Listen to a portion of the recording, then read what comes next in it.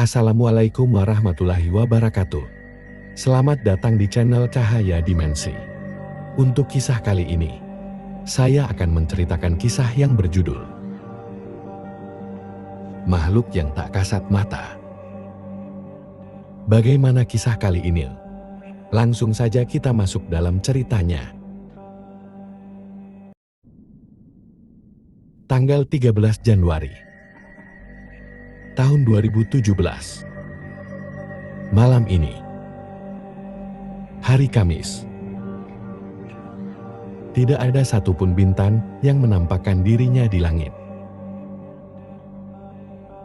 Mereka bersembunyi di balik awan hitam. Mungkin mereka terlalu malu tersenyum pada dunia. Kopi hitam yang tadi kubuat tinggal setengah dalam gelas kaca kusamku. Gelas yang selama ini menemaniku kala menikmati kopi hitam kesukaanku. Beberapa seruputan dari mulut monyongku telah berlalu, melewati tenggorokanku, dan lalu menghiburku dengan meninggalkan rasa pahit di mulutku.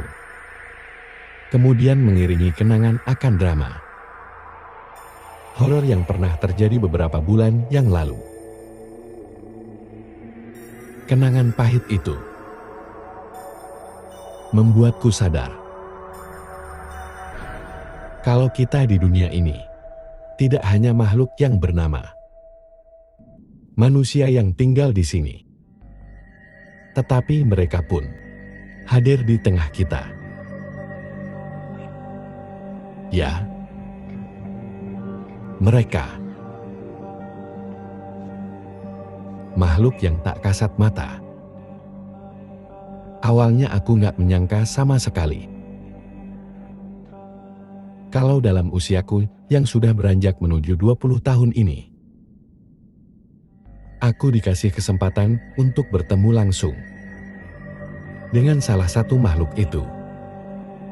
Angin berhembus dari arah utara teras rumahku, mengelus pipi kiriku perlahan, mengantarkanku lebih dalam pada kenangan itu. Lambat tapi pasti, ingatan itu hadir lagi, menutup semua ikatan lain, dan kembali pada kenangan mendebarkan di bulan September itu. Pada tanggal 20 September tahun 2017. Saat itu di malam 20 September tahun 2017. Hujan gerimis turun sejak sore, membasahi jalan setapak yang ada di daerahku. Terlihat gemerlap air yang tergenang, memantulkan cahaya dari lampu-lampu rumah.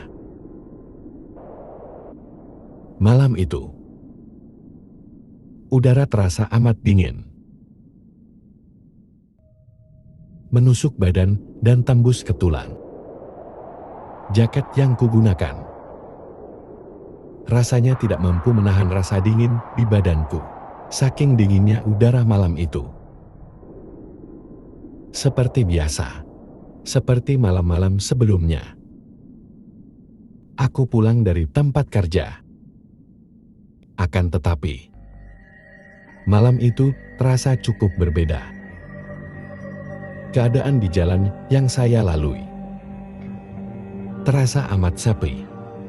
Aku berjalan sambil melamun dan berpikir, mungkin sepinya jalan ini karena saat itu sudah larut malam. Dengan kondisi hujan gerimis yang dengan setia dari tadi hadir di sini. Kondisi seperti ini pasti memaksa banyak orang untuk memilih tinggal di rumah saja. Yang pasti, jika tinggal di rumah, suasana akan lebih hangat dibanding yang berada di luar rumah. Aku mempercepat jalan kakiku. Ingin rasanya agar lebih cepat sampai ke kosan yang kebetulan tidak begitu jauh jaraknya dari tempat di mana saya kerja. Aku masih ingat hari itu. Badan rasanya capek sekali. Karena banyak sekali pelanggan yang datang ke restoran di mana saya kerja. Yang aku pikirkan kemudian, kalau aku jalan kaki waktu itu, ingin cepat-cepat sampai ke kosan. Ingin cepat berbaring di kasur tipis kesayangan, tanpa memikirkan yang lain. Seperti mandi atau bersih-bersih badan dulu. Aku tinggal di kosan dengan seorang teman yang bernama Nunu. Dia masih kuliah semester akhir. Dan kebetulan dia adalah teman seangkatan sewaktu saya sekolah menengah atas. Dulu, aku dan Nono kuliah sambil kerja. Ya sekedar nambah uang jajan. Dan bantu orang tua agar tidak terbebani dengan kebiasaan kami yang memang suka jajan. Apalagi tinggal di Bandung. Kalian tahu sendiri. Setiap jengkal di daerah Bandung banyak pudar kuliner. Jajan sana-sini. Pastinya akan sangat mengasihkan. Sekitar sebulan yang lalu, Nunu keluar dari kerja. Nggak dilanjutkan. Alasannya sendiri. Saya nggak tahu. Tapi menurutku, mungkin dia ingin lebih fokus mengerjakan tugas akhir di kampusnya. Sesampai di kosan, aku jumpai Nunu. Lagi asik nonton berita di TV. Mo, aku bawain nasi goreng nih. Di lengan kita. Pak Thohir anak lo. Ditanya seperti itu. Nunu tidak menjawab. Hening tanpa komentar apa-apa. Dia tetap fokus ke layar TV yang sedang ditontonnya. Akhirnya aku langsung saja pergi ke dapur. Dan kosan yang aku diami memang tempatnya seperti rumah pada umumnya. Yang di dalamnya ada beberapa kamar. Sepertinya lebih tepat dibilang ini adalah rumah kontrakan. Karena Anek dan Betah tinggal di kosan ini, berasa rumah ini adalah rumah sendiri. Menurut info yang didapat, rumah ini adalah rumah yang baru selesai dibangun. Dan hanya kami berdua. Aku dan Nunu yang baru mendiami rumah ini. Atau bisa dibilang, yang kos di rumah ini. Sesudah mengambil piring dan sendok di dapur, aku kemudian balik lagi ke ruang TV. Waktu itu saya duduk di kursi, posisinya agak jauh dari TV. Jadi posisi Nunu itu membelakangi aku duduk. Sejak dari dulu, memang saya sudah terbiasa. Kalau sedang makan, pasti aku barengi dengan nonton TV. Sedang enak-enaknya makan nasi goreng. Aku dikagetkan oleh sikap Nunu yang saat itu tiba-tiba tertawa terbahak-bahak. Beberapa kali nunduk tertawa terbahak-bahak dengan keras. Bahkan suara tawa itu membuat sakit telingaku. Kok berasa aneh? Kenapa nih Nunu? Acara TV lagi. Berita serius-seriusnya. Dan gak bikin lucu. Kok Nono bisa-bisanya tertawa terbahak-bahak sampai segitunya? Apa dia lagi loan sama pacarnya? Atau ngapain? Aku nggak tahu. Melihat hal seperti itu, aku nggak berpikir yang aneh-aneh. Aku melanjutkan makan nasi goreng dengan nikmatnya. Sesudah menghabiskan nasi goreng kesukaanku, aku kemudian langsung pergi ke kamar, sambil membawa HP yang ada di kantong. Dan aku masuk ke kamar. Pas pintu kamar aku buka, aku kaget luar biasa. Karena aku lihat Nunung yang sedang tidur di kasur, sambil meluk bantal. Aku heran, kapan Nunu masuk ke kamar? Bukankah Nunu barusan sedang nonton TV di ruang tengah? Melihat kejadian itu, tiba-tiba bulu kuduk saya berdiri.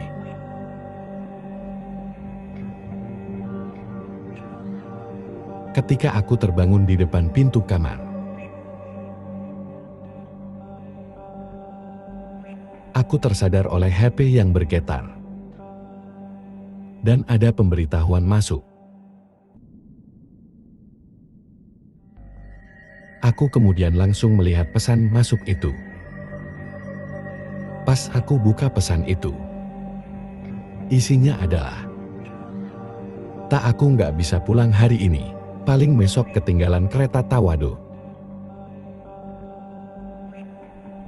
Saat itu, aku baru ingat bahwa aku di kosan itu sendiri. Sebab Nunu sedang pulang ke kampungnya sudah 3 hari untuk jenguk orang tuanya. Badan saya mendadak lemas seperti tak bertulang. Darah rasanya hilang begitu saja. Keringat dingin keluar. Dan aku pun bingung harus seperti apa. Aku mencoba untuk teriak, tapi rasanya tenggorokan seperti dicekik. Gak mampu berkata apa-apa, apalagi teriak.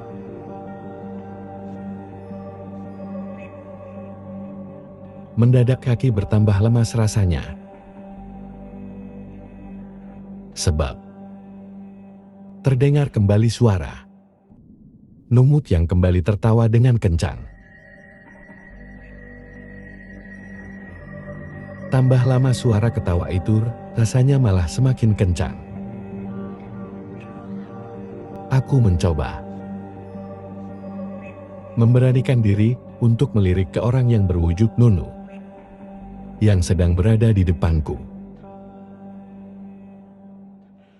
Terlihat orang yang berwujud Nunu sedang tiduran membelakangi posisi aku berdiri. Kemudian, secara perlahan dia membalikkan kepalanya ke arahku.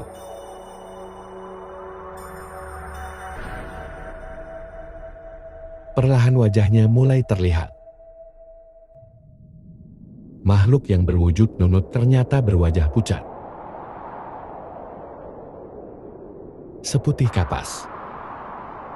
Dan kedua matanya juga putih polos, tanpa ada lingkar hitam di matanya. Tiba-tiba, mulutnya tersenyum perlahan.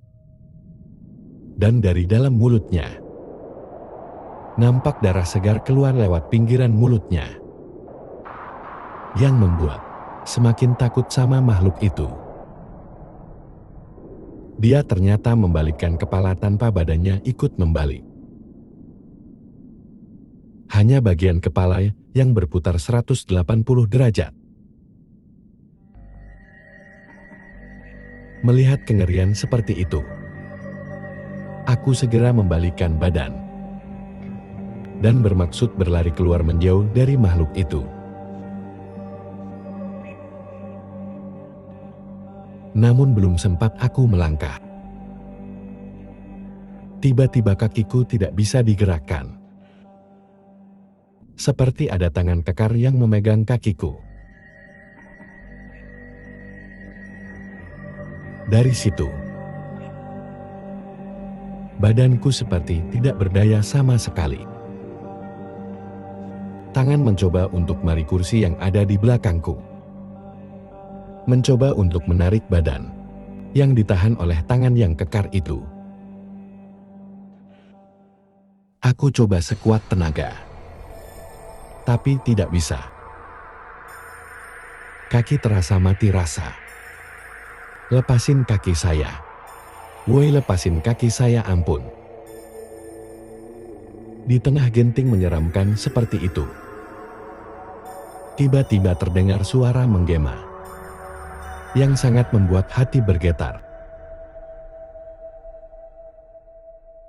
Mana makanannya? Saya minta makanannya. Aku coba memberanikan diri untuk berbalik, untuk melihat makhluk yang memegang kakiku. Betapa kagetnya aku. Jantung berdebar hebat, seperti mau lepas. Makhluk yang menyerupai Dunu tadi ternyata sudah berubah. Yang aku lihat sekarang, makhluk itu berubah menjadi wujud orang yang badannya penuh dengan darah. Dan ternyata tampak kepala.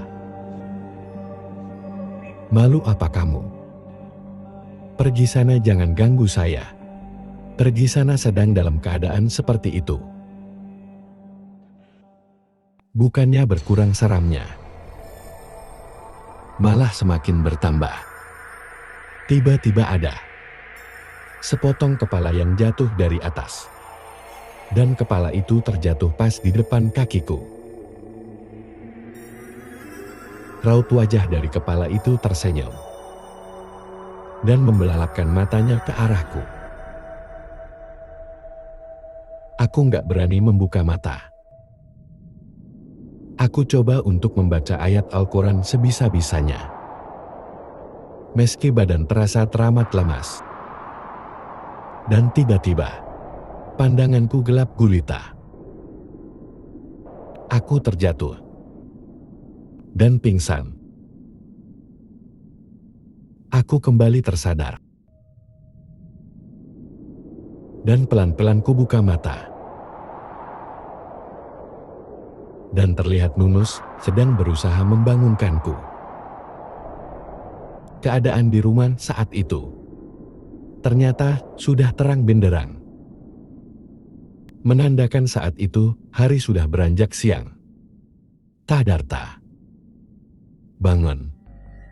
Ngapain kamu malah tidur di lantai di depan pintu? Bangun, Darta. Alhamdulillah. Ini Nunu, benar-benar Nunu.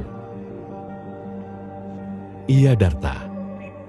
Ini Nunu, kenapa kamu teka bingung gitu? Aku kemudian menceritakan kejadian yang aku alami. Kejadian yang menyeramkan malam itu ke Nunu.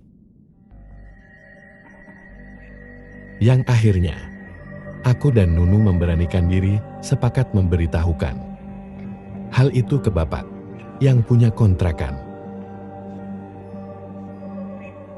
Setelah mengobrol dengan bapak yang punya kontrakan, kami dapat informasi dari beliau kalau pada waktu dulu rumah tersebut dibangun, ada satu kejadian yang sulit untuk beliau lupakan, yaitu pada saat sedang memasang gentik rumah, ada salah satu pekerja bangunan yang terjatuh dan menghantam pintu kamar hingga meninggal. Kepala pekerja bangunan itu patah dan melintir ke arah berlawanan. Hal itu dikarenakan pekerja itu jatuh dengan posisi kepala di bawah sesudah tahu akan latar belakang rumah itu. Akhirnya, aku dan Nunu pindah dari rumah yang ternyata seram itu. Demikianlah cerita singkat ini. Sampai jumpa di kisah selanjutnya. Assalamualaikum warahmatullahi wabarakatuh.